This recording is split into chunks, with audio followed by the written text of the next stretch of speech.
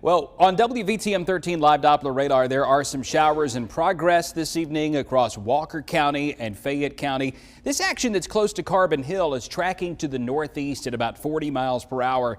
It's not that impressive, doesn't have any lightning with it. This is not what we would consider to be anywhere close to the main event of the storms that will come through later on tonight.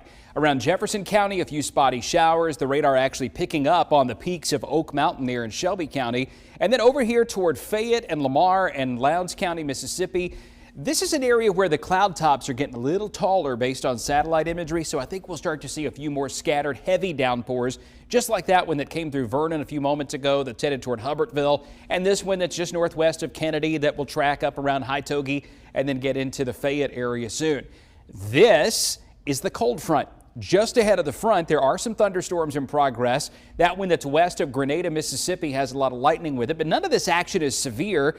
It's just heavy. And it's very, very quick. We're talking 15, 20 minutes worth of really heavy rainfall where this happens, and there will be a minimal risk of a severe thunderstorm. There are no watches or warnings in effect right now. Typically, if we were going to have a big severe weather event, we would probably have a watch in effect by this point. That should tell you something. It's a real threat, but it's not a very high threat. So there's some timelines for that particular line of storms. I think it's going to begin to slow down a little bit once it gets into central Alabama, though. So between now and about 4 o'clock in the morning in the green zone here, scattered showers and storms are most likely. In the blue zone, including Tuscaloosa, Birmingham, Hoover, Alabaster, Chelsea, up toward Moody and over to Pell City, into Anniston, Oxford, Jacksonville, Talladega, about 2 a.m. to 6 a.m. That's going to be prime time for scattered thunderstorm activity here. And then after 5 a.m., the storms are moving down to the south. Storm Prediction Center looking at a marginal risk of severe weather for those three things right there in the upper left-hand corner of the screen. There is a limited risk of some strong gusty winds over 60 miles per hour, hail, as well as lightning, and a small chance, but a legitimate chance, that one of these storms could take advantage of the environment that we have and possibly rotate and produce a tornado.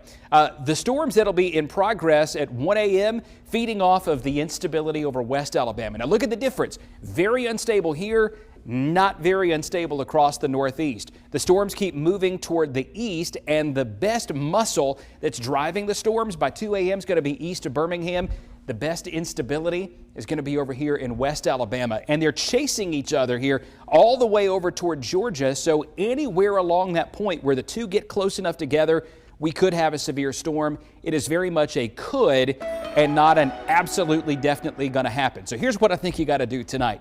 Have your NOAA weather radio plugged in, on, and ready to receive a warning. Make sure you've got the WVTM 13 app on your phone ready to receive a warning. And if one is required, then take action. Otherwise, have a good night and have a good day tomorrow, because this is going to be out of here tomorrow morning. And enjoy the stuffing. I'm going with stuffing. No, you're wrong. I'm going with